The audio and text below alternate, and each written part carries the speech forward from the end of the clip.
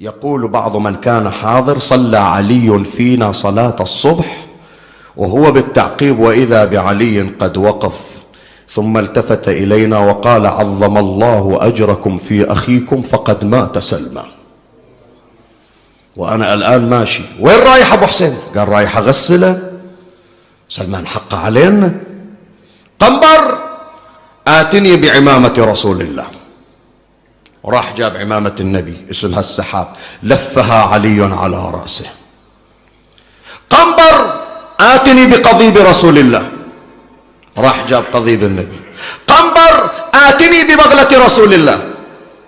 يقول: جبت البغلة، فلف علي العمامة على رأسه وامتشق بقضيب النبي وصعد على بغلة رسول الله. قال قنبر: احسب لي 10 خطوات وعينك في الأرض.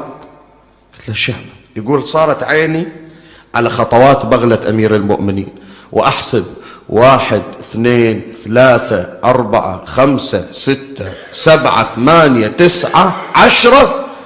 شلت راسي وإذا ماكو علي، وإذا بعلي قد وصل بطي الأرض إلى المدائن.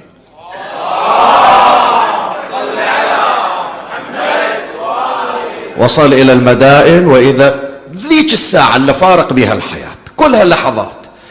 الأصبغ يقول: أسمع الصوت خلف الباب، ما فتحت الباب وإذا برجل معتم بعمامة كأنها عمامة النبي، أناط اللثام عن وجهه وإذا به علي بن أبي طالب سلام الله عليه. أبو حسين متى طلعت من المدينة؟ قال: الآن صليت الصبح وجئت إلى المدائن كرامة لسلمان. سلمان ذيك الساعة ميت عمي. شوف أحوال الصديقين شلون.